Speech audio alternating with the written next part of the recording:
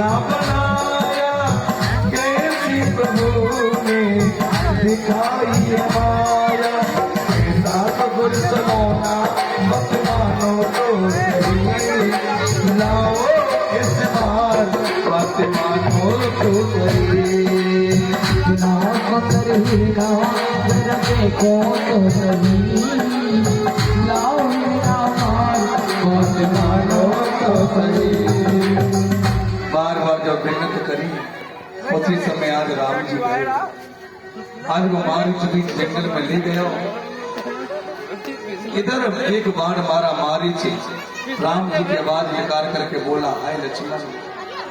जब सीता के कानों में आवाज पहुंची, सीता ने कही, भैया लक्ष्मण ऐसा लगे राम जी पर कोई संकट पड़ा। आप मना किया लक्ष्मण जी ने बार बार, फिर आदमी चरणों में वसील है। आज सुखदेव जी कहते हैं राजन परीक्षित, तुम्हारा मन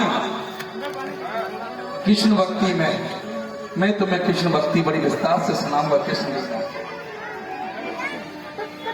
आज देखिए इधर जो मथुरा के राजा है उग्रसेन, बताते कि उग्रसेन पर कोई औलाद नहीं थी, तो उग्रसेन ने भी पुत्र कामिष्ठ यज्ञ किया, तो आज उनकी पत्नी गर्भवती हो। एक दुर्मिल नाम के राक्षस की परछाई उस रानी पर पड़ गई। जब रानी पर पड़ी,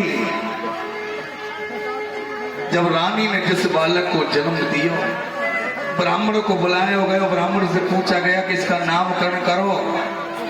सब ब्राह्मणों ने देखा उसकी कुंडली को, तो कहने लगे कि ये बालक तुम्हारे कुल का नाश करने वाला।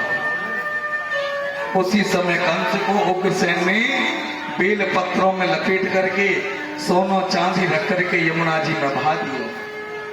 यमुना जी में इधर संध्या बंदन कर रहे सूरसेन, जो वसुदेव जी के पिता हैं, सूरसेन कंस को पकड़ करके उठा करके जल में से ले गए। वसुदेव और कंस एक ही घर में पल रहे हैं दोनों।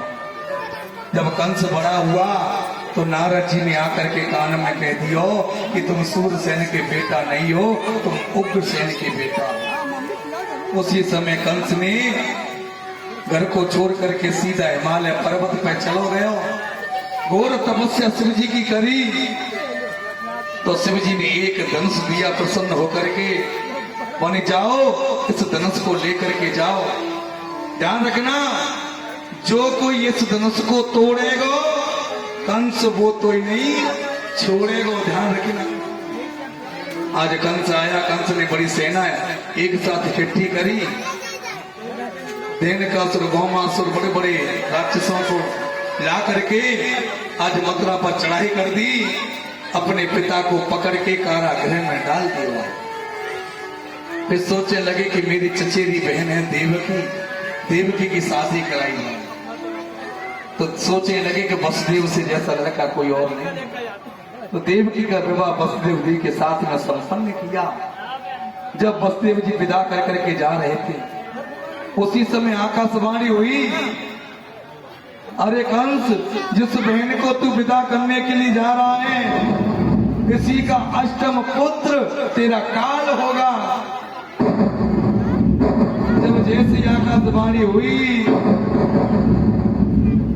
उसी समय आज कंस ने देवकी के बालों को पकड़ करके रथ से नीचे खींच लिया। बल्कि तू मेरे काल को जन्म देगी, तो जन्म देने से पहले मैं तुझको मार दूंगा।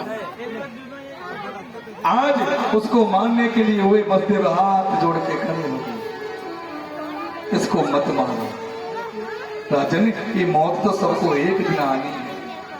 बड़ा ज्ञान दिया, लेकिन वसुदेव की एक बात नहीं मानी। वसुदेव कहने लगे, जैसो करो, हमको कारागृह में डाल दो, जो बालक पैदा होंगे वो हमको मैं देते चले। दोनों को पकड़ के कारागृह में डाल दिया। आज